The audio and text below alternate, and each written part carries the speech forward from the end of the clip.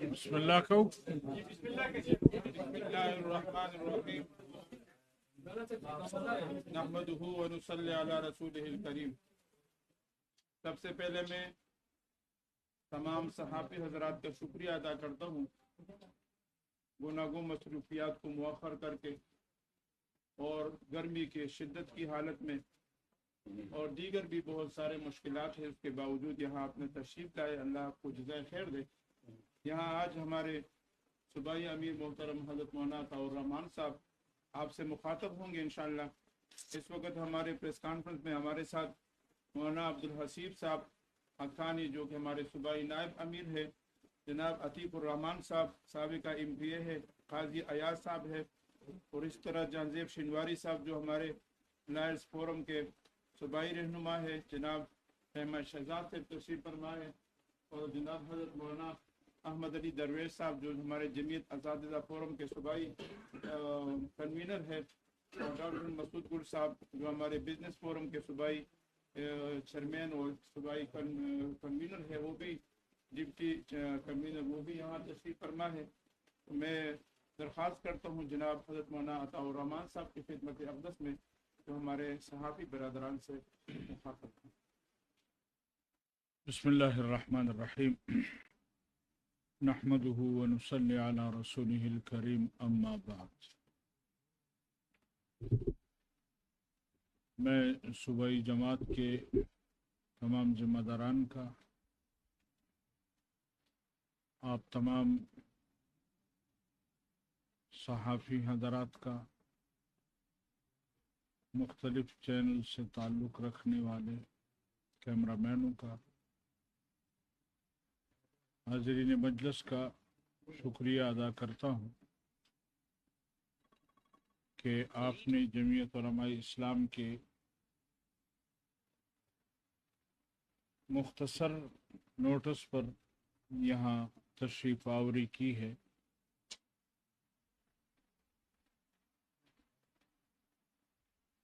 آپ کے علم میں ہوگا کہ 11 تاریخ کو گزشتہ دنوں قصور میں جمعیت علماء اسلام پاکستان کے زیر اہتمام ایک بہت بڑی کانفرنس ہوئی.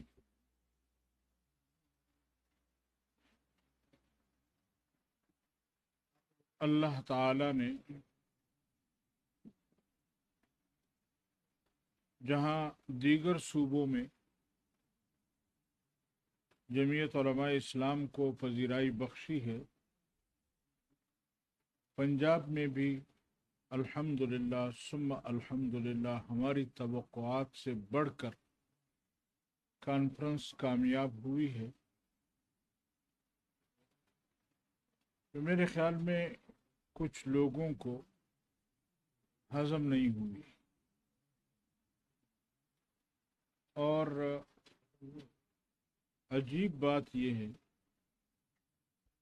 کہ 12 تاریخ کو بھی سوشل میڈیا ہو، پرنٹ میڈیا ہو، الیکٹرانک میڈیا ہو، سب کے سب خاموش تھے. لیکن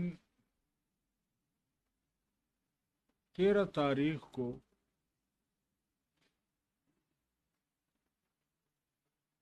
مولانا صاحب کے ایک جملے کو، وہ بھی آدھا جملہ، اس کو بنیاد بنا کر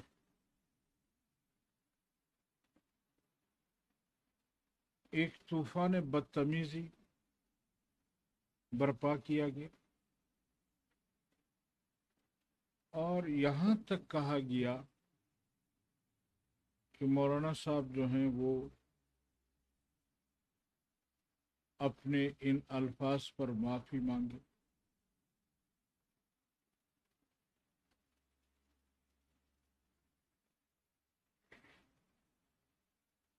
حیران ہوں، اگر ان اداروں میں جرت ہے تو وہ ذرا مولانا صاحب کی پوری تقریر نشر کر کے دکھائیں۔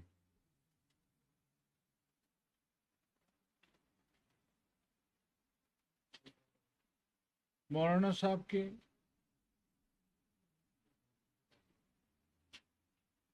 پورے جملے کو کاٹ کر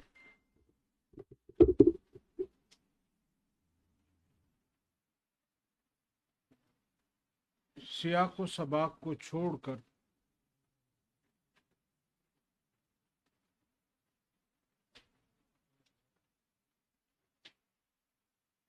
اس کو جس طرح مورد الزام ٹھہرایا گیا،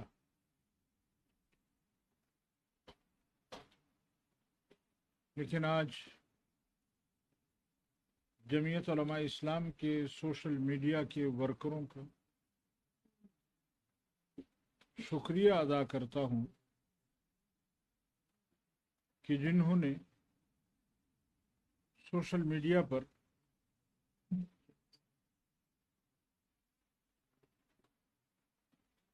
اس کو آڑے ہاتھوں لیا اور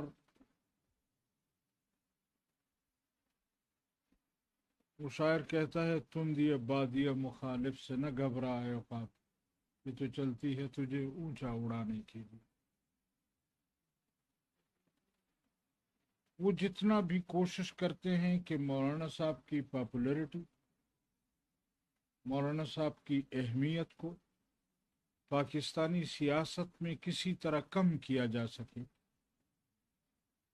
یا مولانا صاحب کو بھی کسی علاقے تک، کسی صوبے تک محدود کیا جا سکے، مولانا صاحب کی آواز وہ قوم اور ملت کی آواز نہ بن سکے، لیکن الحمدللہ ثم الحمدللہ آج مولانا صاحب مخالفین کے حوصلوں پر، مخالفین کے دلوں پر ایسے حاوی ہو چکے ہیں کہ مولانا صاحب کو کی سمجھ نہیں آ رہی ان کو کہ ہم کس طرح اس شخص کو لوگوں کے دلوں سے نکال سکیں۔ جمعیت علماء اسلام صوبہ خیبر پختونخوا اپنے مرکزی جماعت کے مرکزی امیر صاحب کے اور مرکزی جماعت کے تمام بیانیے کو مکمل سپورٹ کرتی ہے۔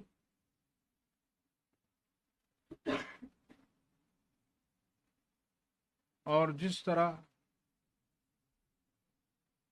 مرکزی جماعت کے حکم پر آپ حضرات کے علم میں ہے کہ چارسدہ میں جمعیت علماء اسلام نے حضرت مولانا شیخ ادریس صاحب رحمہ اللہ کے نام سے منعقدہ کانفرنس کو ساتھیوں نے کامیاب کیا۔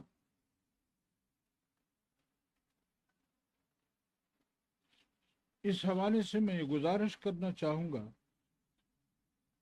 کہ جمعیت علماء اسلام نے اس ملک کے لیے، اس قوم کے لیے جتنے علماء کی قربانیاں دی ہیں، شاید ہی کوئی جماعت ہو، پولیٹیکل جماعت ہو، کہ وہ اتنی قربانیاں دے سکے۔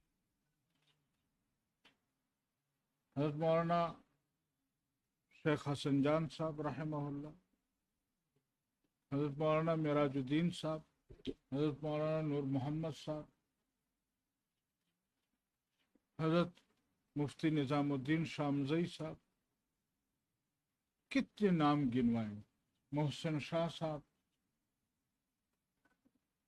کس کس کا بندہ نام ایک باجوڑ میں جمعیت علماء اسلام کے جلسے میں ہمارے 83 نوجوان جو ہیں وہ ایک لمحے میں شہید ہوئے۔ آئے روز ہم لاشیں اٹھا رہے ہیں، لیکن اس کے باوجود ہمارے مرکزی امیر اور مرکزی جماعت کا بیانیہ وہ جذباتیت کا شکار نہیں ہوا، انہوں نے جذبات سے کام نہیں لیا۔ اس کے باوجود ہم مملکت کے ساتھ، ہم ریاست کے ساتھ، ہم جمہوریت کے ساتھ کھڑے رہے ہیں، اور پھر بھی ہم پر یہ الزام ہو کہ خدا نخواستہ مولانا صاحب نے قصور کے جلسے میں ان بے قصوروں کو کیا کہہ دیا کہ اتنا گراں گزرا، ان کو اتنا گراں گزرا کہ جمعیت علماء اسلام کی وہ تمام قربانیاں کہاں کہاں مولانا صاحب کی ذات کو خود ٹارگٹ نہیں کیا گیا۔ بلوچستان میں، یہاں سوابی میں، چارسدہ میں، پھر مولانا صاحب کے ڈیرہ اسماعیل خان کے گھر پر میزائل داغے گئے، مولانا صاحب کے حوصلے کو کمزور کرنے کے لیے کبھی ان کے بیٹوں پر حملہ، کبھی ان کے بھائیوں پر حملہ۔ کیا مقصد ہے ہمیں سمجھ نہیں آ رہا کہ ریاست کیا کہنا چاہتی ہے، ریاست کیا کروانا چاہتی ہے۔ میں ایک دفعہ پھر کہتا ہوں، اگر جرت ہے تو مولانا صاحب کے قصور کے جلسے کو آن ایئر چینلز پر چلایا جائے کہ وہاں انہوں نے پوری تقریر کس چیز پر کی۔ صرف پورے جلسے میں 2 الفاظ یا 3 الفاظ کو نکال کر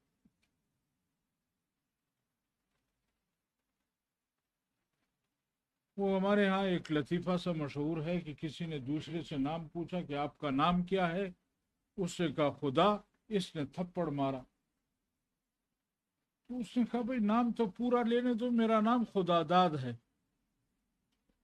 اب جب آپ اس طرح کے کام کریں گے کہ پورا جملہ دنیا کو، لوگوں کو، عوام کو نہیں سنائیں گے، اور اپنے مقصد کو پورا کرنے کے لیے، اور پھر جمعیت علماء اسلام نے کہاں پر آپ کا ساتھ نہیں دیا۔ آپ انڈیا کے خلاف لڑے، سب سے پہلے جمعیت علماء اسلام نے اپنی لڑائی کو بھول کر، اپنی بیانی کو چھوڑ کر آپ کی حمایت کی۔ جمعیت علماء اسلام نے ملک بھر کے علماء کرام کو جمع کر کے یہاں پاکستان میں دہشت گردی کے خلاف فتویٰ دلوایا۔ جمعیت علماء اسلام آپ کے سامنے ڈھال بنی رہی۔ جمعیت علماء اسلام کے ان قربانیوں کو پس پش ڈال کر آپ بین الاقوامی قوتوں کے اشاروں پر اگر جمعیت علماء اسلام کے راستے کو روکیں گے تو پھر یاد رکھو کہ ہم یہ سمجھیں گے کہ ملک کی ترقی میں اصل رکاوٹ آپ، ملک کی حفاظت میں اصل رکاوٹ آپ۔ جمعیت علماء اسلام کا ورکر، جمعیت علماء اسلام کا سوشل میڈیا، وہ ہمیشہ ریاست کے لیے کام کرتا رہا ہے اور کرتا رہے گا، لیکن جمعیت علماء اسلام کو کسی طرح کمزور کرنا، ان کو خطرہ یہ ہے کہ اگر آنے والے انتخابات میں جو پذیرائی جمعیت علماء اسلام کو صوبہ بلوچستان اور صوبہ خیبر پختونخوا میں حاصل ہے، اگر وہ پنجاب اور سندھ میں بھی حاصل ہوئی تو پھر مرکز میں جمعیت علماء اسلام کا راستہ روکنا ہمارے لیے مشکل ہوتا ہے۔ لہذا اپنا الو سیدھا کرنے کے لیے وہ جمعیت علماء اسلام کے بیانیے کو خراب کرنے کی کوشش کر رہے ہیں۔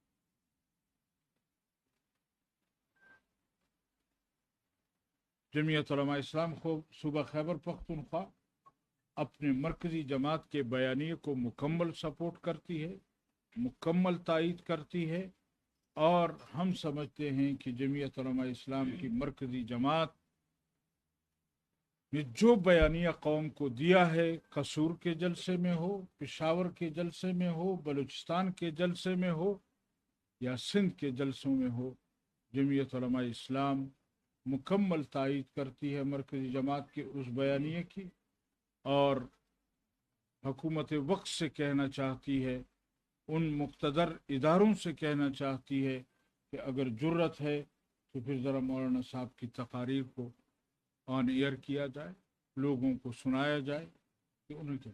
یعنی عجیب بات یہ ہے کہ بلوچستان میں ہمیں بلیک آؤٹ کیا گیا، چارسدہ کے جلسے میں بلیک آؤٹ کیا گیا،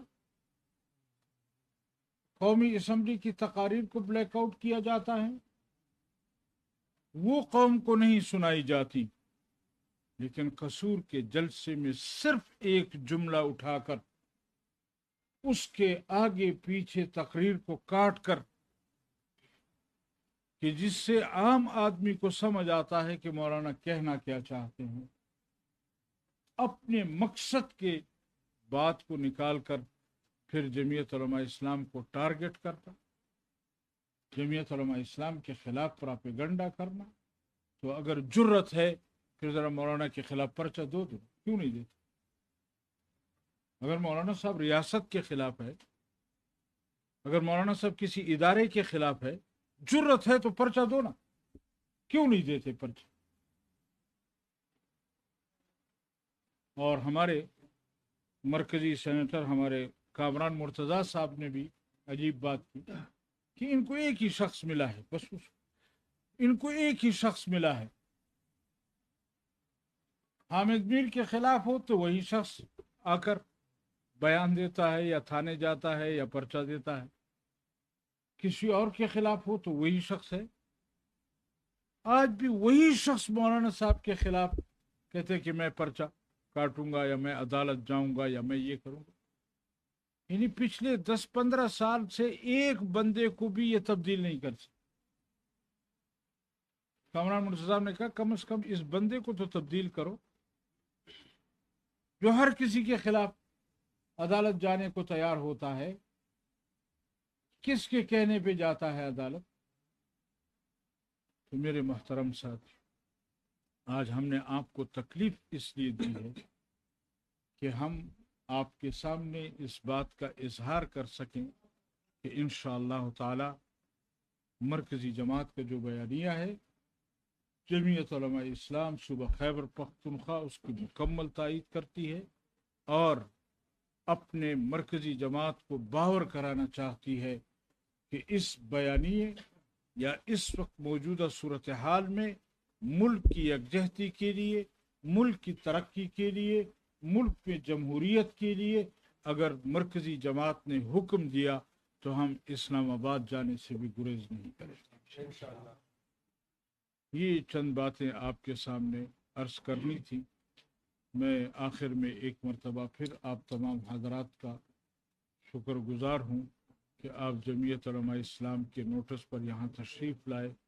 اللہ رب العالمین میرا اور آپ کا حامی و ناصر ہو۔ وآخر دعوانا الحمدللہ رب۔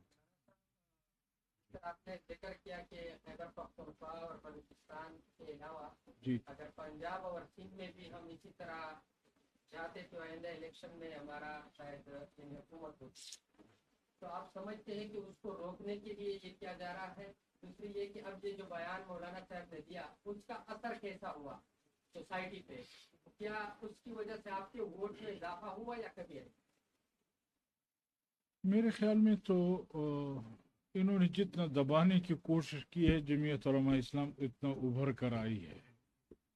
اور جمعیت علماء اسلام اگر میں سوشل میڈیا کی بات کروں وہ کہ میں ذاتی طور پر شاید میری رائے کچھ اور ہو، لیکن اس وقت بھی ملک میں سوشل میڈیا پر جمعیت علماء اسلام کا ٹرینڈ جو ہے وہ ٹاپ پر جا رہا ہے، اور ایک نہیں تقریباً کوئی 5 ایشوز پر جمعیت علماء اسلام کا ٹرینڈ ٹاپ پر ہے. مولانا صاحب، جی جیسے آپ نے کہا کہ 11 کو تقریر کی، 12 کو خاموشی، 13 کو کریں گے، آپ نہیں سمجھتے کہ یہ طوفان جو ہے JUI کے حق میں وقت کے جس نے وہ بیان لکھ دی ایک آتا سوشل میڈیا پہ اس نے انٹرویو کر کے کہ مولانا نے کیا کہا، اور یہ جو سوشل میڈیا کی بات کر تو لوگ اس کی حمایت کر رہے ہیں اکثریت کے پاس، اور پھر جو پریس کانفرنس شروع ہوتا ہے اشرف کی آپ کی پارٹی والوں کی آپ کی والوں کی، تو اس سے اور بھی مطلب مولانا کے گراف میں اضافہ ہوا ہے. آپ ان کا شکریہ ادا کریں کہ مطلب انہوں نے اس کو اور پھیلایا مولانا کے بیان کے. آپ کے کہنے پر میں ان کا شکر گزار ہوں.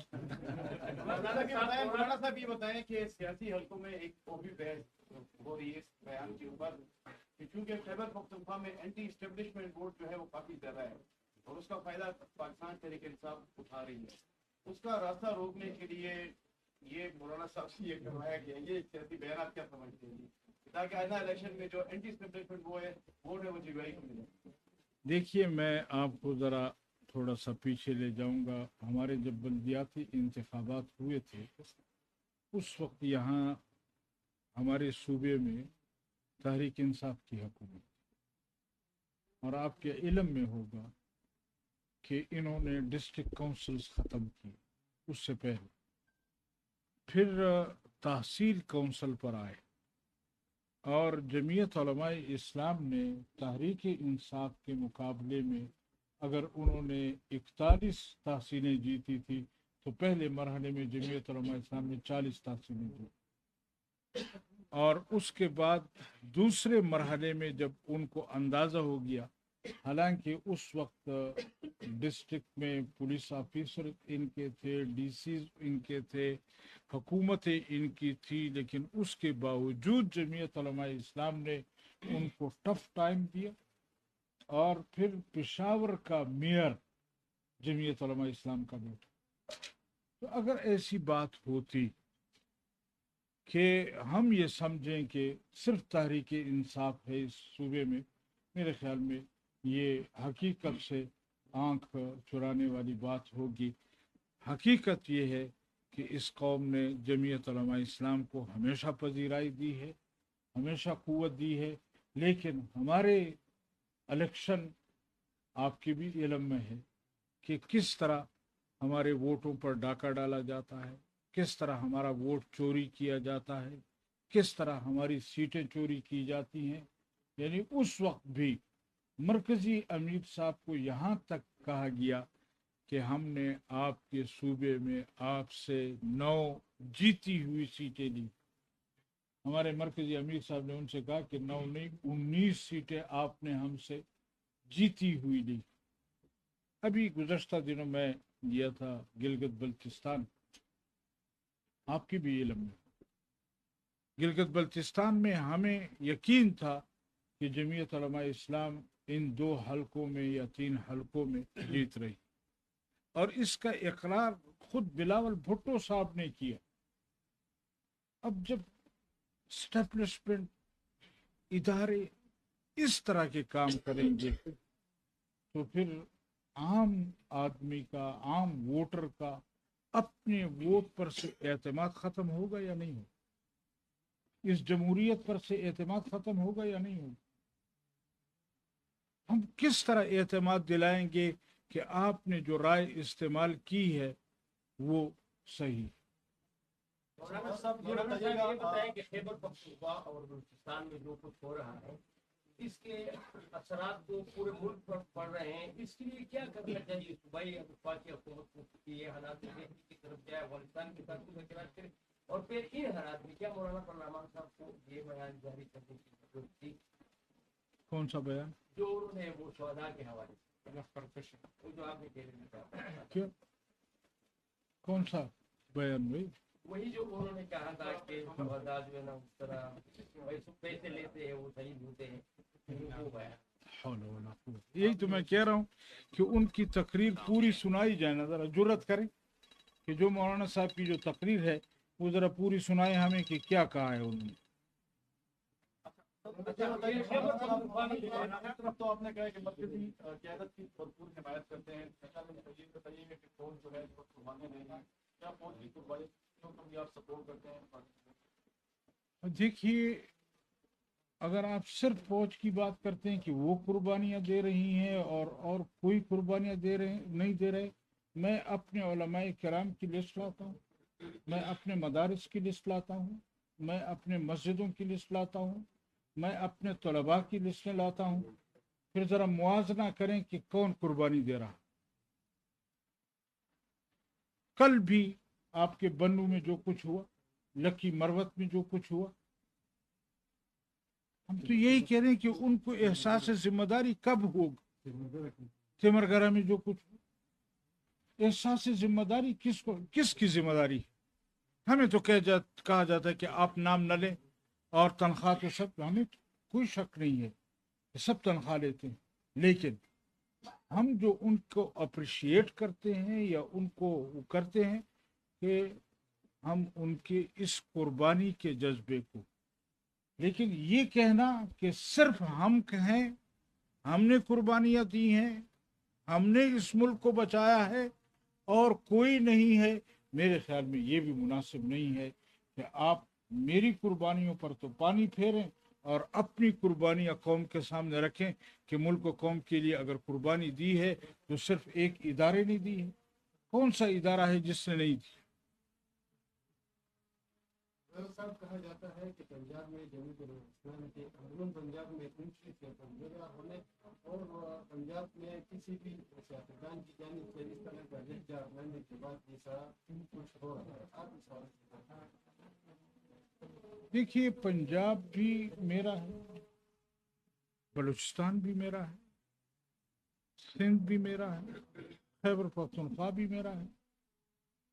अगर आप किसी एक को एक सूबे में तो सियासत करने दें और दूसरे सूबे में आप सियासत किसी को न करने दें, ये इख्तियार आपको किसने दिया?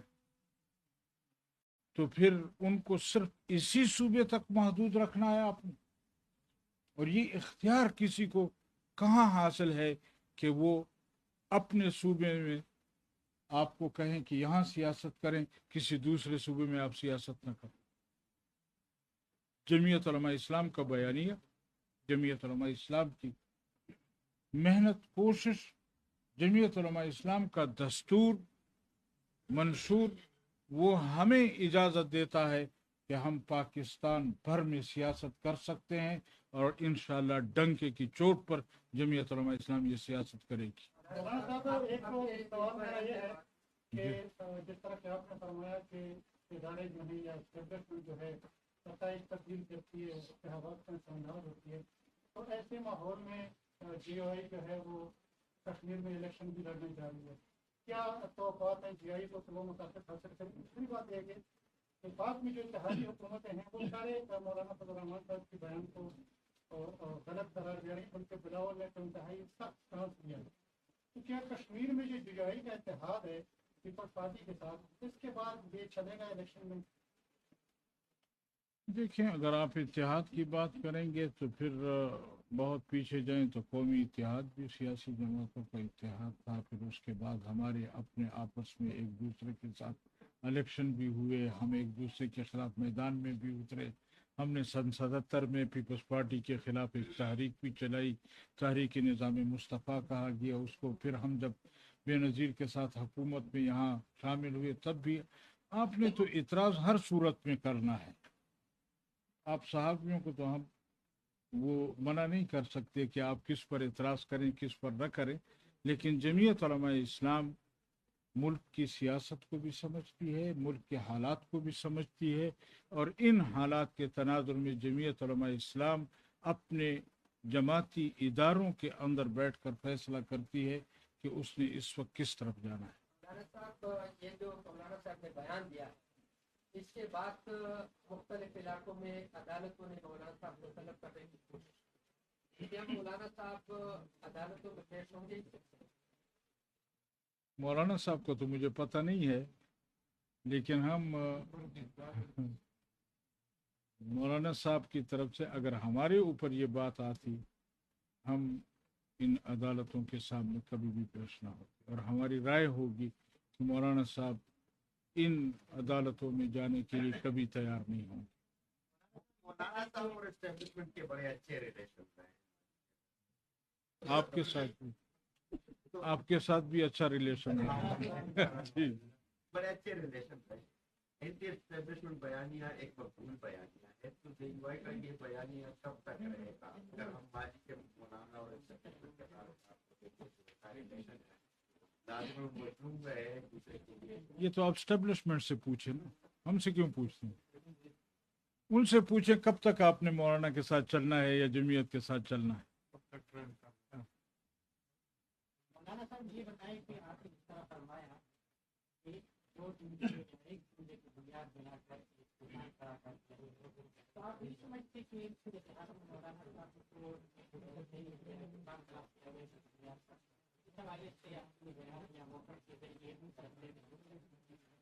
مولانا صاحب دور کریں، یعنی کام وہ غلط کریں، غلط فہمیاں ہم دور کریں.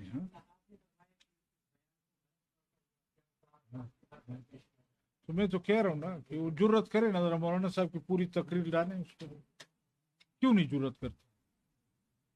اگر ان میں جرت ہے مولانا صاحب کی تقریر کو آن ایئر کر لائیں اس کو میڈیا کے سامنے کہ مولانا صاحب نے کس تناظر میں کیا بات کی. تو ہم تو یہی کہتے ہیں کہ ہمیں پورا نام تو لینے دو کہ ہمارا نام خدا داد ہے. اب صرف خدا پر ہمیں تھپڑ مار دیتے ہیں کہ آپ نے کیوں اپنے آپ کو خدا کہا ہے. اس طرح نہیں ہوتا. اور اگر پھر بھی آپ کہتے ہیں کہ مولانا صاحب کو وضاحت کرنی چاہیے، میرے خیال میں یہ سوچ صحیح نہیں ہے. مولانا صاحب یہ بتائیے گا کہ مولانا صاحب کو پہلے کے حوالے سے کلیئر نہیں آیا، کیوں؟ یہ کہا جا رہا ہے کہ تحریک انصاف اور پر قربانیوں کے حوالے سے آپ کیا کہیں گے؟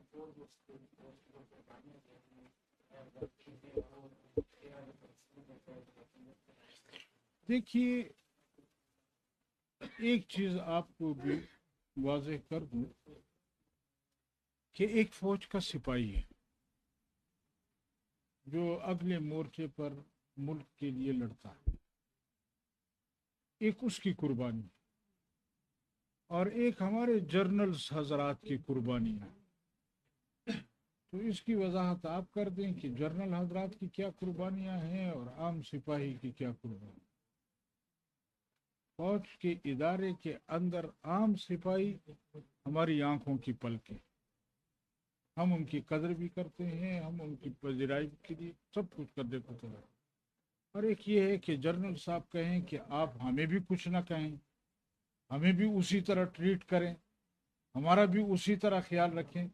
تو یہ دو چیزیں متضاد ہیں کہ میں مدرسے کے محتمم کو بھی وہی عزت اکرام دوں اور مدرسے کے اندر قاعدہ اور سپارہ پڑھنے والے کو بھی وہی دوں، تو ماحول الگ ہوتا ہے. اب جنرل صاحب کہتے ہیں نہیں آپ مجھے بھی کچھ نہ کہیں، میں جو کچھ کروں میری مرضی ہے، نہ میری عقل کسی کی پابند ہے نہ میری محنت کسی کی پابند ہے. میرے خیال میں یہ درست نہیں ہے. اگر ہم سیاسی جماعتوں پر تنقید کر سکتے ہیں، ہم صدر اور وزیر اعظم پر تنقید کر سکتے ہیں، یا تو پھر یہ کہیں کہ ہمارا ادارہ جو ہے وہ سیاست سے کوئی تعلق نہیں رکھتا. اور بعض جرنل آ کر ٹی وی پر کبھی کبھار کہتے بھی ہیں کہ ہمارا سیاست سے کوئی تعلق نہیں. لیکن اگر واقعاتاً ان کا سیاست سے کوئی تعلق نہیں ہے، الیکشن میں کوئی دھاندلی نہیں کرتے، الیکشن میں ان کا کوئی کردار نہیں ہوتا، تو پھر تو ہم بھی کہیں گے کہ ہم نے غلط کیا. لیکن اگر وہ الیکشن میں بھی اپنی دھاندلیاں کرتے رہے، یعنی عجیب بات یہ ہے کہ اس 24 کے الیکشن میں میری معلومات کے مطابق 70 अरब रुपया एक सूबे से इन्होंने निकाला। आप बताएं किस तरह हम इनको कहें। अब ये कहते हैं कि आप हाफिज जी या नाबीना को नाबीना ना कहें। आप बताएं कि अगर नाबीने को नाबीना नहीं कहेंगे तो क्या कहेंगे उसको? मौलाना साहब वो भी मालूमात के मुताबिक उनका काम वाकई सियासत है, यानी उनका काम वसाइल से है। अगर वसाइल आप उन्हें दे दें तो मेरे ख्याल में वो सियासत में फिर वो नहीं करेंगे, क्योंकि सियासत के बगैर वो वसाइल नहीं, मैं गुजारिश करूँ, अगर आपने अपने घर की चौकीदारी के लिए किसी चौकीदार को रखा है और वो चौकीदार कहे कि मैं तो घर में बैठकर सब कुछ उड़ाता रहूंगा, खाता रहूंगा, पीता रहूंगा, ये दुश्मन से हिफाजत आपका अपना काम है, इससे मेरा कोई सरोकार नहीं है, आप ऐसा चौकीदार रखेंगे? आपसे पूछना था, आप ऐसा चौकीदार रखेंगे? सुना है लोगों को सवालात भी भेजे गए, लेकिन मेरे ख्याल में किसी साथी ने अभी तक मुताबिक नहीं किया। ये आपको मालूम होगा। बड़ी मेहरबानी, बहुत शुक्रिया।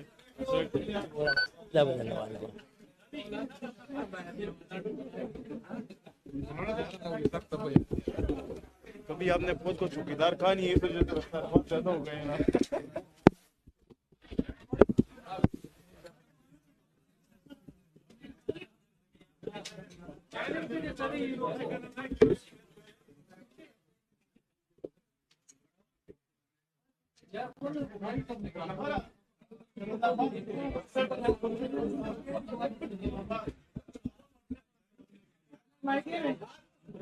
माइक